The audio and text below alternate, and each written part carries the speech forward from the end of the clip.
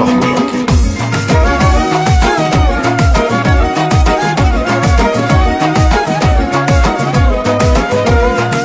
Allah yazan kısmeti bir kimse bozabilmez.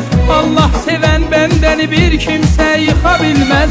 Seni de Allah yazıp gülüm benim kısmetime. Gel yarım ol, sevdalım ol, dertlerime dermanım ol. Gel yarım ol, sevdalım ol, dertlerime dermanım ol. Günaydın gece aydın, yanımda sen olaydın. Sevdalı kalbime mehabbet dolaydın. Günaydın gece aydın, yanımda sen olaydın. Sevdalı kalbime mehabbet dolaydın.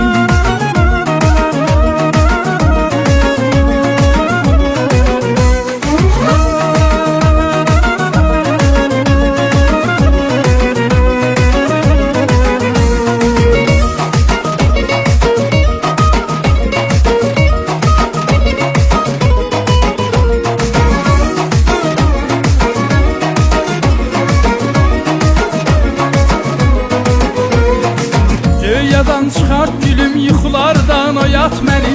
Dərdimə dərman olub nəfəsinlə yaşat məni. Mən səni bənzədirəm göydə çıxan ay ulduza.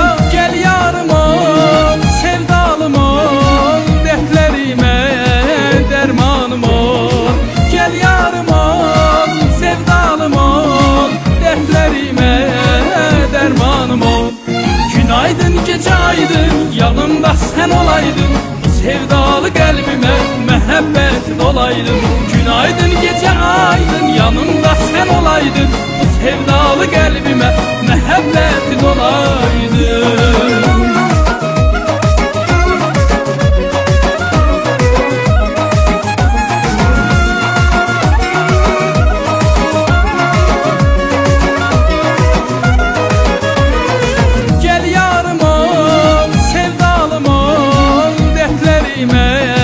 Dermanım ol, gel yarım ol, sevdalım ol, dertlerime dermanım ol.